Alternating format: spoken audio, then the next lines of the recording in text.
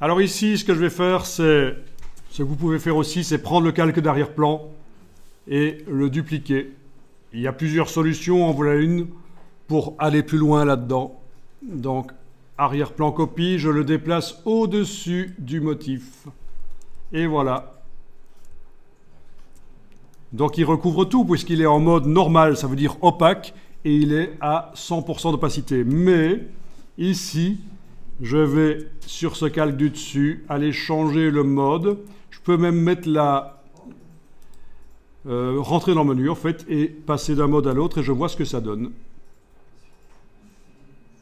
D'accord? Il y a peut-être un mode qui est plus sympa qu'un autre.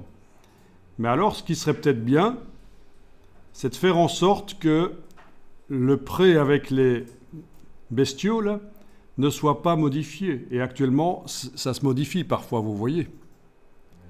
Donc, pour faire ça, je vais faire en sorte que le calque ici ne soit visible qu'à l'endroit où il y a des pixels visibles dans le calque d'en dessous. Et ça vous rappelle quelque chose, l'écrêtage? Open your eyes, ouvre tes ouilles, j'enfonce la touche Alt. Sans enfoncer la souris, je fais voyager le pointeur entre les deux.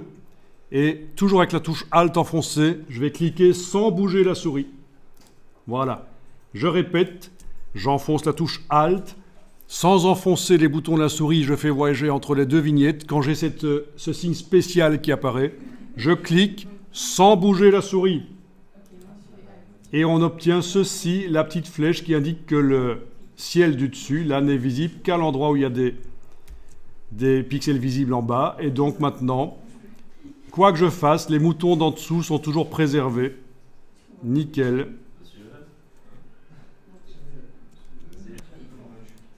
Voilà, je vous laisse tester.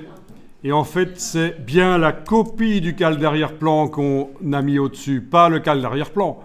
Voilà.